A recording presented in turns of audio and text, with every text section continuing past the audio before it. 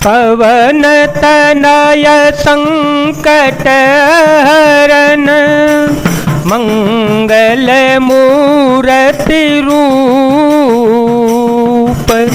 राम लखन सीता सहित हृदय बसौ सुरभूप।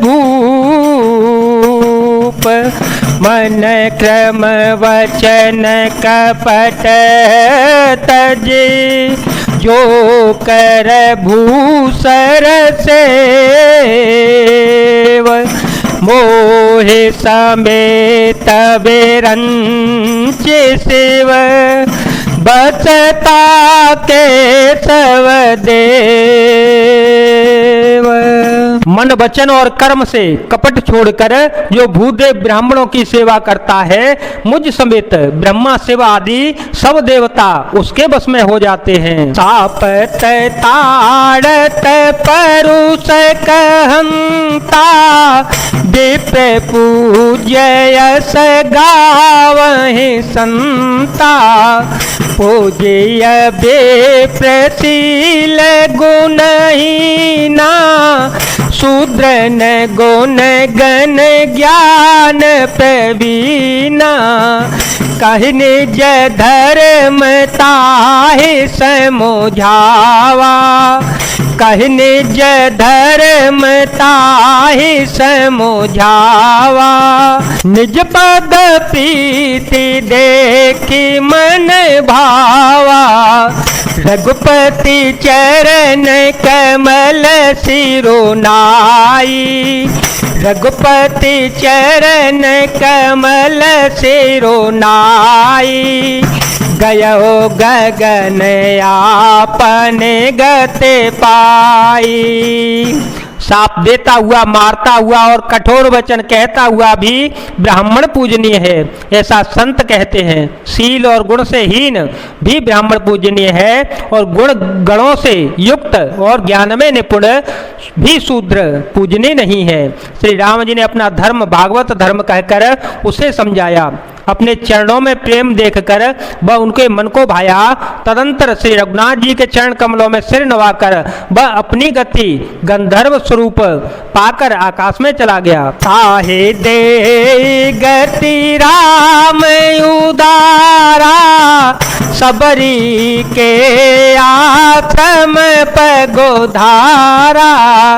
सबरे देखी राम ग्रह आए मुन के बचन समुझि जिय भाए। सरस जलोचन बाहो बेसाला। सरस जलोचन बाहो बेसाला। जटा मुकुट सिर और बनमाला। श्याम गौर सुंदर दो भाई। श्याम गौर सुंदर दो भाई। सबरे परे चरण लपटाई। प्रेम मगन मुख वचन न आवा। पुन पुन पद सरोज सिर नावा। सादर जल ले चरण पखारे। पुन सुंदर आसन बैठारे। उदार श्री राम जी उसे गति देकर सबरी के आश्रम में पधारे। सबरी जी ने श्री रामचंद्र जी को घर में आए देखा, तब मुनि मतंग जी के वचनों को याद करके उनका मन प्रसन्न हो गया। कमल सदस्य नेत्र और विशाल भुजा वाले, सिर पर जटाओं का मुकुट, हृदय पर बनमाला धारण किए हुए सुंदर सांवले और गोरे दोनों भाइयों के चरणों में सबरी जी लिपट पड़ी। वे प्रेम में मगन हो गई, मुख से वचन नहीं निकलता, बार बार चरण कमलों में सिर नवा रही हैं। फिर उन्होंने जल लेकर आदर पूर्वक दोनों भाइयों के चरण धोए और फिर उन्हें सुंदर आसनों पर बैठाया। कंद मूल फल सुरसयति दिए राम कहो आने।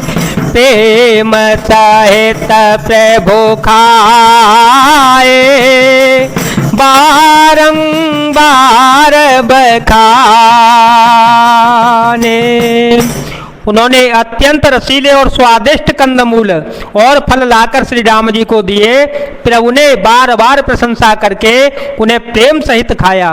पानी जोरी आगे भई ठाड़ी, पानी जोरी आगे भई ठाड़ी, प्रभु ही बिलो की प्रीति अति बाड़ी, कि विधिया स्तुति करो तुम्हारी, अधम जाति में जड़ मते भारे, अधम ते अधम अधम अति नारी, तिन में मति मंद घारे, कहर गोपते सुनो भामिनी बाता, मानो एक भगत करनाता।